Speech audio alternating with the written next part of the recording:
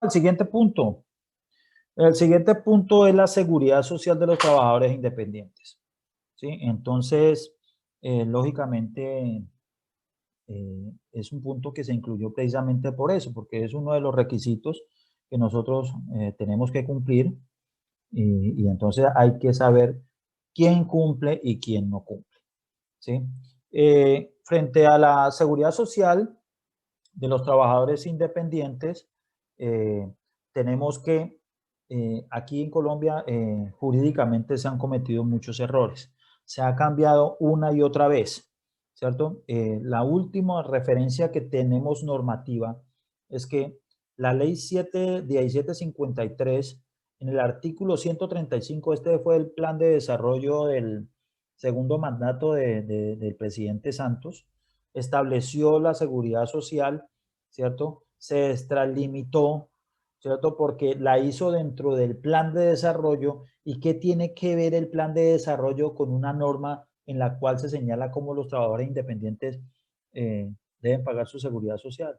¿Sí? Entonces, eso no cumple con el principio de la unidad de materia, ¿sí? Entonces, fue demandada y efectivamente declarada inexequible. Lo mismo pasó con la ley 1955 del 2019, ¿sí? Plan de desarrollo del presidente Duque, artículo 244, cometió el mismo error que cometió Santos, ¿sí? Declarada inexequible. Pero esa declaratoria de inexequibilidad la dio de manera diferida, ¿cierto? No puede dejar sin piso normativo a los trabajadores independientes para que cumplan con su obligación de pagar seguridad social. Entonces, le dio un plazo, ¿cierto? Para poder corregir lo que se había hecho mal, ¿cierto? Y como se dio un plazo, entonces, en esta ley, en el artículo 244, que le dio potestad a la UGPP para que desarrollara el tema de los trabajadores independientes, ¿no? Cuando hablamos de UGPP, uno le corre un frío impresionante por todo el cuerpo, porque por ahí dicen que eso es peor que la DIAN, ¿cierto? Tener encima la UGPP, eso le da unos escalofríos, ¿sí? Entonces, esta UGPP, mediante esta resolución 209, estableció ya claramente y sin ningún titubeo eh, cómo se debe pagar la declaración, la seguridad social de los independientes, ¿cierto? Y frente a esto, frente al fallo de la Corte Constitucional, ya dijimos que era un fallo diferido, ¿sí? O sea, no dejó sin vigencia la ley, sino que dijo, le vamos a dar un placito al Congreso de la República, al gobierno nacional, y ese plazo es hasta el 20 de junio del 2022. Sí, porque lógicamente hay que comprender esos pobres congresistas que viven tan ocupados y que no pueden hacer una ley exclusiva para los trabajadores independientes. Ellos tienen múltiples ocupaciones y por eso no hay tiempo para dedicarle a eso, ¿cierto? Entonces ellos son muy conscientes del trabajo tan arduo que nos hace el Congreso de la República y por eso les dio un placito hasta el 20 de junio del 2022 para poder impulsar o tener una ley ordinaria en el cual se establezca lo que ya estamos haciendo, ¿cierto? No dice, bueno, pero ¿qué? ¿Por qué no sacan eso? Ah, yo no sé, mire, ha pasado un año, más de un año, y ahí está, seguimos con lo mismo. Me imagino que ya por allá en mayo se pondrán a hacer eso, pasa como cuando uno deja trabajo en la universidad, que los muchachos dicen, tenemos un examen, y el examen tienen una semana para estudiar, pero el examen es el viernes, entonces los más juiciosos estudian el jueves por la noche porque los desjuiciados estudian 10 minutos antes del examen. Bueno, así es la vida. ¿Sí? Entonces, eso es lo que tiene que ver con, digamos, la parte normativa, el marco jurídico de, de la seguridad social como independientes. Ahora sí, miremos qué nos dijo la ley 244, el artículo 244 de la ley 1955, que es la que en este momento está vigente de manera transitoria, ¿cierto? Dice, los independientes tenemos de dos clases. Unos que son servicios personales, unos trabajadores independientes que prestan servicios personales y otros a trabajadores independientes que son por cuenta propia o servicios no personales, ¿cierto? Entonces, hay servicios personales y hay servicios no personales. Cuando hablamos de servicio, ese de trabajador por cuenta propia, ¿sí? Eso fue hace mucho rato, nos iniciaron la clasificación de los trabajadores que decían trabajador por cuenta propia, rentistas de capital, y ese artículo se derogó, fue derogado, pero quedó vigente única y exclusivamente para mirar lo concerniente a la seguridad social, ¿sí? Entonces, el servicio personal. Cuando hablamos de servicio personal, ¿qué significa? ¿Qué significa ese servicio personal? Ese servicio personal significa es que el servicio, lógicamente, lo presta directamente la persona. Usted presta su servicio. Es contratado usted su servicio personal y que no media un contrato laboral. El caso, por ejemplo, de mi oficio, de mi profesión como contador. A mí contratan como la asesoría como contador. ¿Y quién es el que tiene que prestar la asesoría? Yo, la persona. ¿Sí? Entonces, eso es un servicio personal. Un servicio no personal es aquel servicio que usted contrata y para contratarlo, para prestar usted el servicio, o utiliza una maquinaria especializada o utiliza mucho más gente para contratar el servicio, ¿cierto? Y hay otras connotaciones especiales, como por ejemplo, que asume responsabilidades, que asume pérdidas, ¿sí? Y en ese caso, para efectos de esto, pues sería un servicio no personal, ¿sí? O en caso tal, los que no prestan servicios, sino que venden bienes, en ese caso, pues cuando usted vende un bien, ya sabemos que es un trabajador por cuenta propia porque no se enmarca dentro de los servicios personales. Ejemplo, usted tiene una tienda y usted es un trabajador independiente, o sea, el negocio es suyo como persona natural, ¿cierto? Entonces, usted se enmarca dentro de estos, dentro de los servicios no personales, ¿cierto? Que usted es un maestro de obra y usted contrata el servicio, pero usted para prestar el servicio pues lleva a sus auxiliares o se hace un contrato de obra y pone todos los materiales, pues no, ya eso no se deja, ya no es un servicio personal. Si en ese caso, pues lógicamente entraría dentro de esto de cuenta propia. Que usted es un taxista, usted es el dueño del taxi, ¿cierto? Y entonces usted presta servicios de transporte, ¿sí? Entonces lo hace a través de una maquinaria especializada. ¿Cuál es esa maquinaria especializada? Pues el taxi. ¿Sí? Entonces ya no es un servicio personal, sino que es un trabajador por cuenta propia. Pero ahora, pues, a manera de chiste, ¿no? Por ejemplo, ¿qué tal que usted preste el servicio de taxi a través de al tuntún, que lleve al tuntún? Pues ese sería un servicio personal, ¿no? Entonces, cuando usted pone su fuerza de trabajo al servicio de otro directamente, es sin que medie un contrato laboral, estamos hablando de servicio personal, ¿cierto? Entonces, dentro de estos trabajadores por cuenta propia, pues ahorita vamos a mirar quiénes son, cómo los rentistas de capital que están incluidos aquí, también cómo opera su seguridad social, ¿cierto? Entonces, los servicios, vamos a hablar del primer grupo, servicios personales. De estos servicios personales, en el caso mío, el contador, ¿cierto? Cuando contrato unos servicios técnicos, la persona directamente, ¿sí? En este caso, ¿cómo yo debo pagar la seguridad social? ¿Y para qué nosotros debemos saber? Porque cuando yo voy a prestar un servicio a una empresa, ellos me van a exigir la seguridad social y ellos van a verificar que esa seguridad social esté correcta.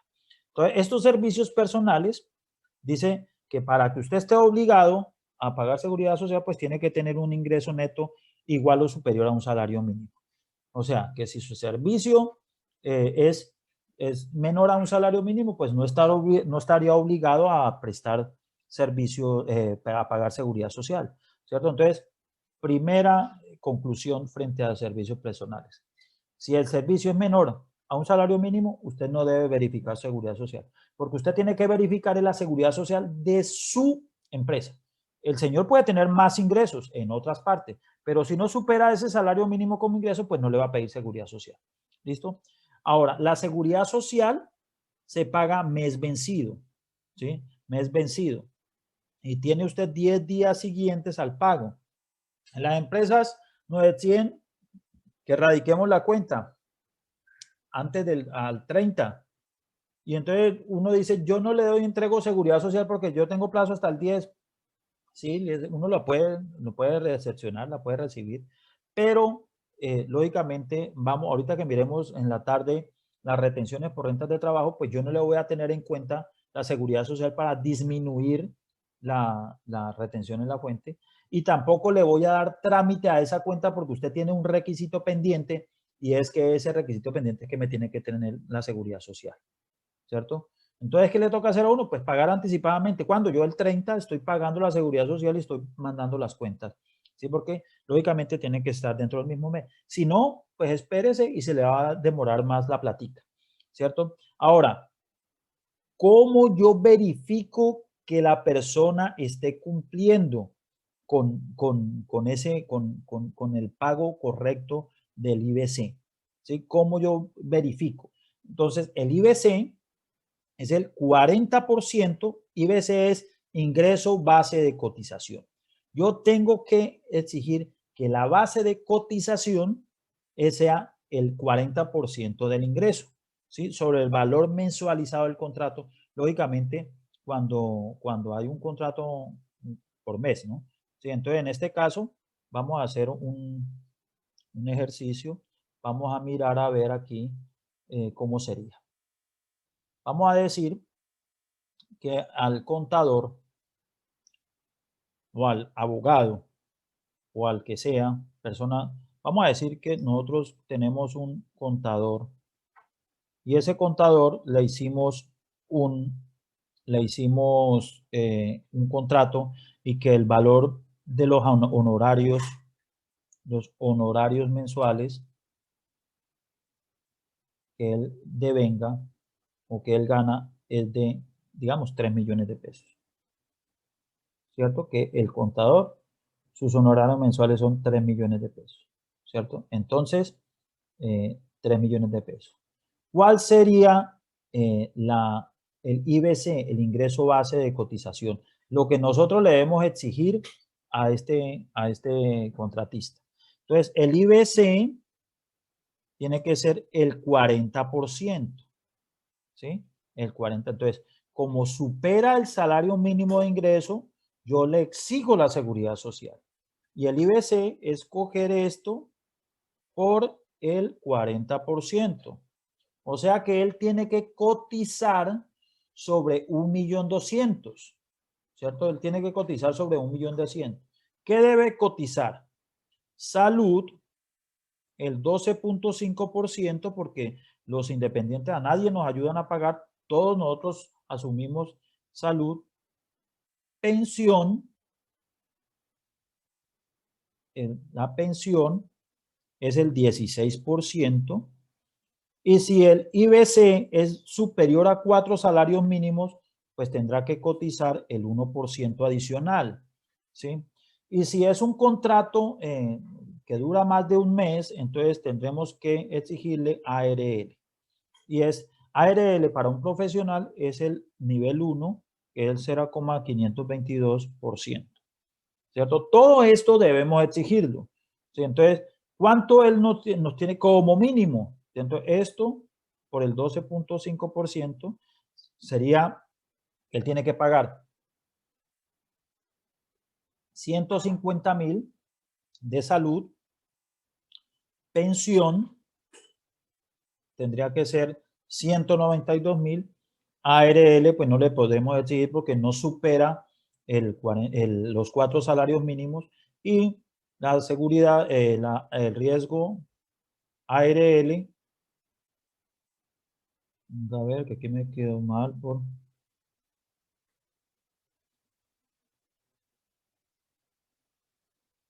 ¿Sí? Serían 6.264. ¿Sí? Y esto, entonces, cuando él nos llegue la planilla de la seguridad social, que debe estar pagada, ¿sí? Entonces, lógicamente, estos son los valores que como mínimo debe pagar, ¿cierto? Como mínimo debe pagar. ¿Qué pasa si él dice, no, es que yo coticé sobre el salario mínimo, o sea que pagó menos de esto? Entonces le digo, señor contratista, yo no le puedo aceptar su seguridad social. Hágame el favor y usted presenta una corrección, ¿sí? ¿Por qué? Porque si no hago eso, al que sancionan es a mi empresa, y ya saben cuál es la sanción y es desconocernos los costos y las deducciones.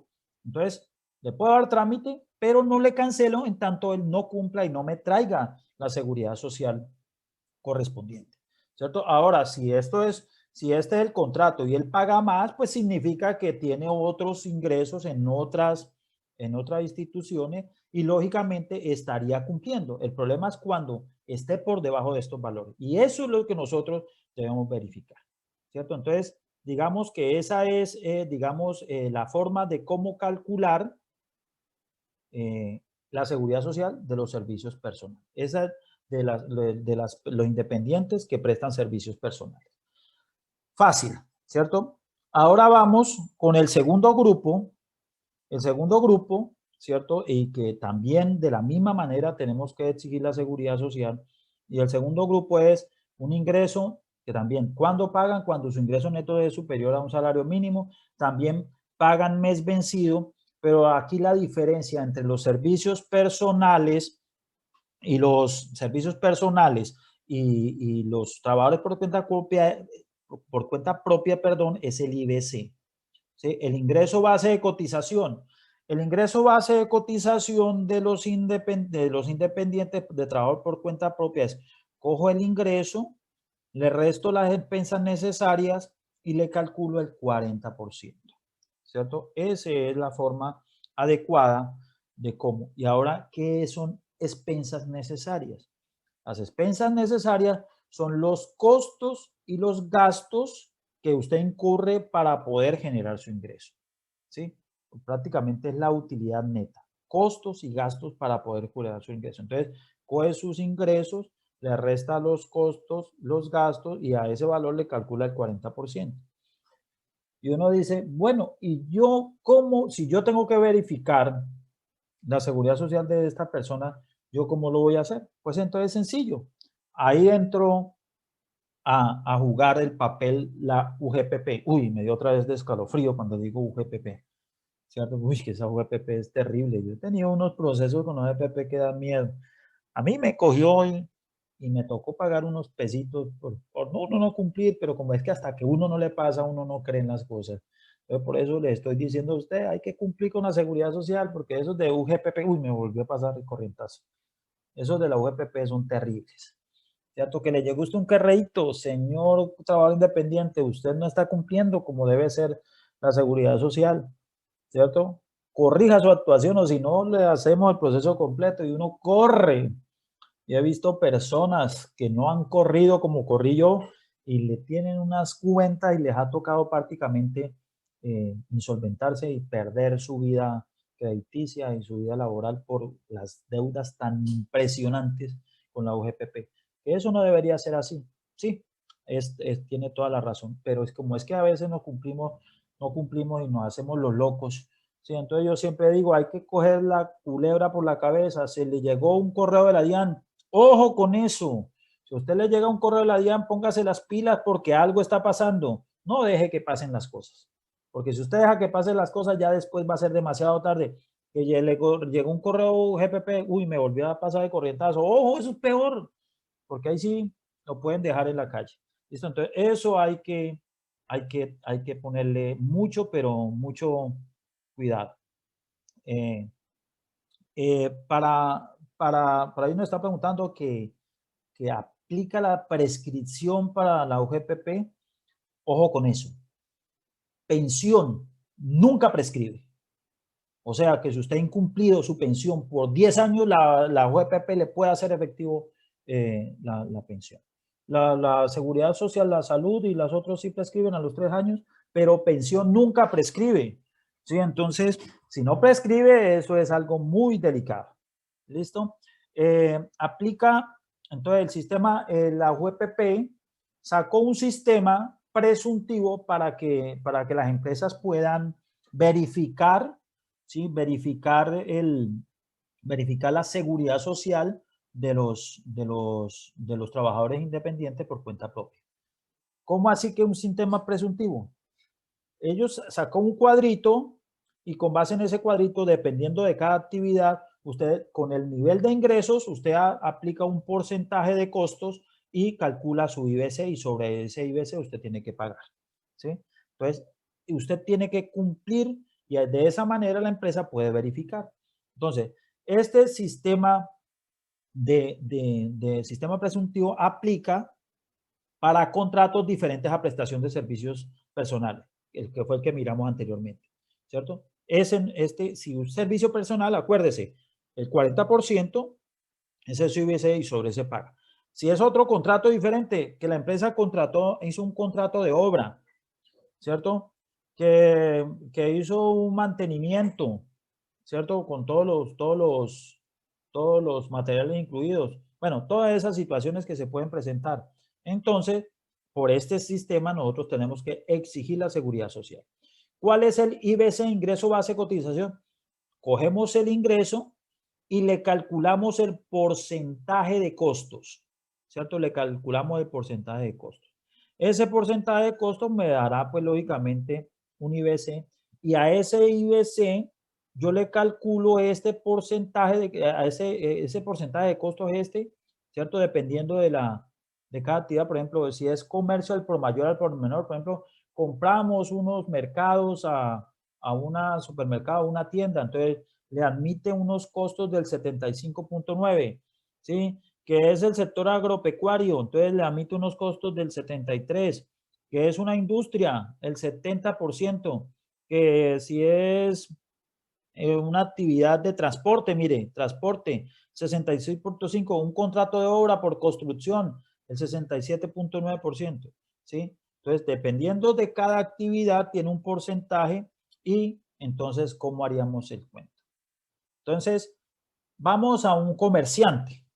O sea, este comerciante, un ejemplo, este comerciante que es, digamos, un supermercado. Comercio al por mayor y al por menor. La norma nos dice que es el porcentaje de costos que se le aceptan es el 75.9%. ¿Sí? Es el porcentaje, 75.9. Entonces, vamos a decir que el comerciante, nosotros le hicimos una compra de 10 millones de pesos, ¿sí? De 10 millones de pesos. El comerciante tendrá que cumplir su IBS con todas las ventas, ¿cierto? Pero nosotros debemos verificar el valor de la compra que le estamos haciendo. Recuerden, si ese ingreso es superior a un salario mínimo, tendremos que exigirle seguridad social, ¿sí? Entonces, vamos a decir que la compra que le hicimos es de 10 millones de pesos. Estos 10 millones de pesos, pues, no debe ir con impuestos incluidos porque esos impuestos no son ingresos para el comerciante, ¿sí? Entonces, ¿cómo hacemos? ¿Cómo es la fórmula? Cogemos el ingreso, ¿cierto? Le restamos los costos, ¿cierto? Que este costo es este porcentaje y a eso que nos dé le calculamos el 40%, ¿cierto? Le calculamos el 40%.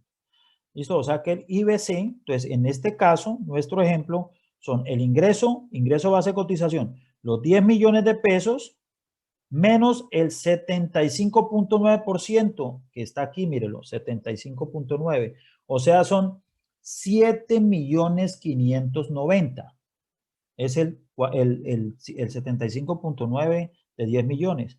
A 10 millones le quito 7.590.000, me da 2.410.000, ¿cierto? A esos 2.410.000, ¿cierto? Le calculo el 40% y este es el IBC. O sea que él tiene que pagar sobre 964.000, ¿cierto? Pero esto es de una compra de 10 millones de pesos, ¿sí? Entonces, como mínimo, él tendría que aportar aporte a salud, 12.5%, 120.500, aporte a pensión el 10, 154.000. O sea que nosotros tendríamos que verificar que él cumple con esto. El señor tendrá muchas ventas, entonces la seguridad social que nos pase a nosotros, pues tiene que ser como mínimo esto. Sí, que si está por debajo, pues en este caso no estaría por debajo, que está muy cerca al salario mínimo. Pero entonces esto es lo que tendríamos que hacer para calcular, ¿sí? Calcular, digamos, calcular el IBC de un trabajador independiente. Vamos con otro ejemplo. Si vamos con con un ejemplo de construcción, ¿cierto? Es muy fácil encontrarnos que hacemos contratos de obra, ¿cierto? Entonces, contrato de obra. Vamos a decir que la entidad hizo un contrato de obra para la construcción de un inmueble, ¿cierto? Y el contrato de obra, cuando hicieron el contrato de obra, lo hicieron de la siguiente manera. Ese contrato de obra es de una persona natural, ¿no? Porque recuerden, cuando es persona jurídica, se debe exigir la seguridad social, pero que nos certifiquen que cumplieron. Y eso pues lo hacen las entidades públicas, porque las entidades privadas no están obligadas a eso. Las entidades privadas están obligadas es a exigir la seguridad social de los trabajadores independientes. Entonces, ese contrato de obra, entonces dice que el contrato de obra, que fueron unos materiales, que esos materiales para el contrato de obra fueron de 40 millones de pesos. Sí, 40 millones de pesos. Es un contrato chiquito, ¿no? En una entidad pública, en un municipio, pues pueden ser miles de millones. Entonces, si es una persona natural, pues lógicamente tendría que exigirse que la mano de obra que él nos contrata, la mano de obra equivale a otros 40 millones de pesos, ¿cierto? Y que los costos indirectos de esto son 20 millones de pesos, ¿cierto? Nos daría un subtotal. El subtotal, entonces ese subtotal sería de 100 millones de pesos. ¿Sí? Entonces vamos a sumar aquí 100 millones de pesos. Eso. ¿Sí? Que estas son, aquí donde están, son los costos, estos serían los costos y las despensas necesarias. Y que él nos cobra una administración, unos imprevistos y una utilidad del 5% de cada componente. Esto por el 5%. ¿Sí? Entonces, esta sería imprevisto del 5 y la utilidad del 5. ¿Sí? Entonces sería, digamos que en este caso son 15 millones. O sea, total del contrato sería 115 millones de pesos. 115 millones de pesos. Aquí está, 115.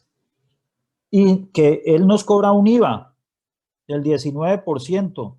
Entonces, en este tipo de contratos, solamente la utilidad está grabada. Ahora, cuando sea un municipio, porque hoy tenemos presencia de municipios acá, a los municipios, a la alcaldía no se les cobra IVA en los contratos de obra, pero a las demás entidades, las empresas de servicios públicos, a las demás entidades del sector público y a las entidades privadas sí se les cobra el IVA. Entonces, en el total general sería que este contrato fue de 115.950.000 y esto pues estaría incluido el IVA, ¿cierto? Cuando nosotros le vamos a exigir cuál es la seguridad social de este contratista, ¿sí? Entonces, ¿cuál es la seguridad social que tiene que pagar? ¿Sí?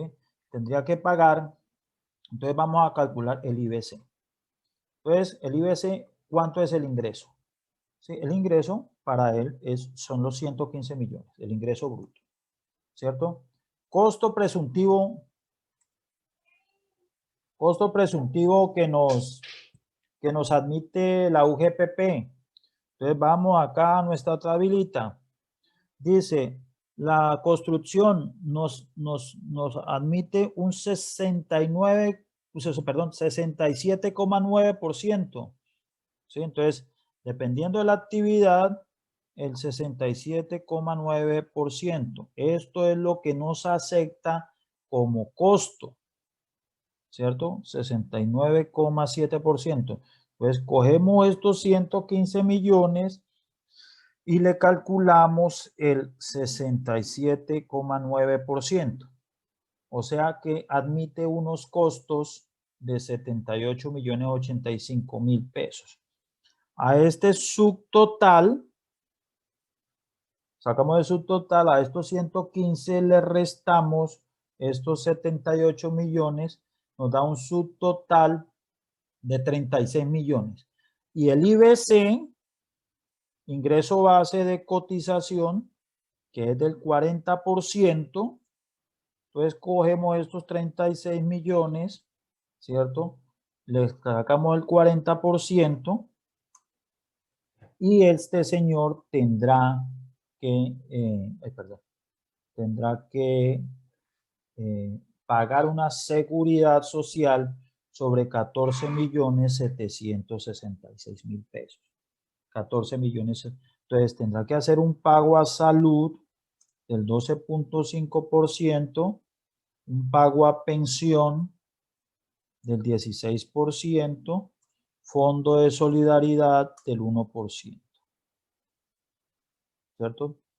En este caso, por ser un contrato de obra, tendríamos que exigirle a ARL, aunque no es un contrato mensualizado, pero bueno, no nos enredemos con la ARL, ¿cierto? Entonces, sería esto por el 12.5, tendría que hacer este pago a salud, esto por el 16% y esto por ser mayor a 4 salarios mínimos, entonces tendría que hacer estos pagos a seguridad social y esto es lo que debemos exigirle a nosotros. ¿Sí? Esto es lo que se tiene que exigir al contratista, ¿cierto? Y lógicamente debemos hacerlo tanto entidades públicas como entidades privadas. Entidades privadas, pues lógicamente por el impuesto de renta, y las entidades públicas, pues cuando son contribuyentes, pues también por el impuesto de renta, y cuando no son no contribuyentes, porque tienen la obligación de cumplirlo, so pena de que se nos venga encima la Contraloría por no cumplir la ley, ¿cierto? Y digamos que esta es, la, esta es la forma en cómo se liquidan la seguridad social de los trabajadores independientes. Y ahí, pues entonces tenemos todos los sectores, ¿no? Mira, aquí está, por ejemplo, el sector de alojamiento y servicios de comida. Entonces, cuando tenemos un contrato de comida muy grande, ¿sí? Entonces, pues lógicamente aquí nos admiten el 71% y el sistema pasa igual. Por ejemplo, las alcaldías que contratan, por ejemplo, para cuando ahorita que ya vienen otra vez los conciertos, las fiestas populares, cuando pues terminen de vacunarnos a todos, ¿no? Que será cuando ya llevamos como 2000, ¿cierto? Hicimos una fiesta ni la berraca por internet, por todos lados. Cuando ya todos estemos vacunados, que puede ser pues en el 2025, no, mentira, no sé cuándo. Cuando ya vuelva al San Pedro con los conciertos y la orquesta, la alcaldía contrate esta actividad artística, mire, hay que exigirle seguridad social y esta seguridad social es del 65,5% de los costos. Entonces, fíjense, pues cuando son personas naturales las dueñas de esas actividades, ¿cierto? Ahora, aquí hay una, cuando no su trabajador por cuenta propia no se enmarca en ninguna de todas estas actividades, pues aquí está las demás actividades donde dicen que es el 64.7%. ¿Listo? Y de esa manera es que se debe exigir la seguridad social a todos los independientes, ¿cierto? A los trabajadores por cuenta propia. Dice ahora, que el desarrollo de varias actividades debe calcular el IBC de manera independiente por cada actividad. Entonces, eso sí ya es para el trabajador independiente, que yo tengo varias actividades, ¿sí? Entonces, yo tengo que sumar esa actividad de manera independiente, ¿sí? Esa actividad de manera independiente y de sacar su IBC, un solo IBC. Entonces, por decir algo, que yo soy profesional independiente, ¿cierto? Pero que también tengo ingresos por un supermercado. Entonces, calculo el IBC como independiente, cojo el ingreso y le saco el 40% y también cojo mi supermercado, persona natural, y también de la misma manera y esos dos y ese sería el IBC. ¿Sí? Entonces, cuando se desarrollan no desarrollan lógicamente los que los desarrollan varias actividades. Rentistas de capital, aquí está el 27.5. Mire que a los rentistas de capital les pega durísimo la seguridad social. Esto es algo, cuando es rentista de capital, cuando usted tiene arrendamientos, cuando usted tiene dividendos, cuando usted presta plata, ¿sí? Entonces, el rentista de capital no incluye los ingresos por dividendos y participaciones, eso es lo único que no incluye. Por lo demás, sí, ¿cierto? Una persona natural que arriende, pues hay que exigirle la seguridad social y eso es durísimo. Ahí sí le pagaron muy duro a los rentistas de capital. ¿El independiente puede optar por otro sistema de cálculo del IBC? Sí. Si usted considera que, si usted considera que ese IBC no corresponde a la realidad, de que eso es exagerado y que a usted no le gana esa plata, entonces usted debe demostrarle que usted primero debe llevar contabilidad y tiene que tener documentos, soportes de costos de deducciones. ¿Y cómo soportar los costos de deducciones? Ya lo sabemos, ¿cierto? Ya lo acabamos de mirar, ¿cierto? Entonces, esa es la manera o cómo se debe actuar frente a la seguridad social de los independientes, ¿cierto? Aquí uno dice, por ejemplo, los rentistas de capital que no se le admite sino el 27,5%. Y es que usted tiene, por ejemplo, un inmueble, lo arrienda. ¿Cuáles son los costos? Pues muy pocos son los costos. Cuando entregan, usted hace las reparaciones y todo eso. Por eso esos porcentajes me imagino que pues han tenido que hacer un estudio muy importante para poder lógicamente, sacar esos porcentajes. Yo no creo que a la deriva la DANE tiene toda esa información donde tienen los estándares de la utilidad por cada una de las actividades. Pienso que el impuesto de renta de las personas naturales debería operar de la misma manera para que a las personas jurídicas, a las personas naturales no las pongan a hacer costos, deducciones, un sistema presuntivo en los Estados Unidos funciona de esa manera. Usted tiene un nivel de ingreso y usted el impuesto que tiene que pagar es tanto, porque sí, una cosa sencilla, pero realmente aquí en Colombia el sistema tributario es muy complejo.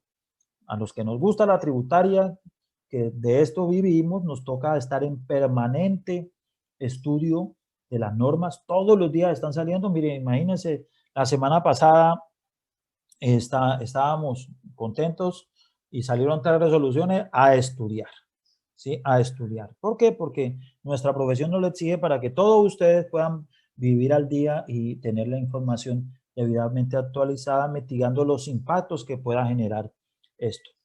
Actualizar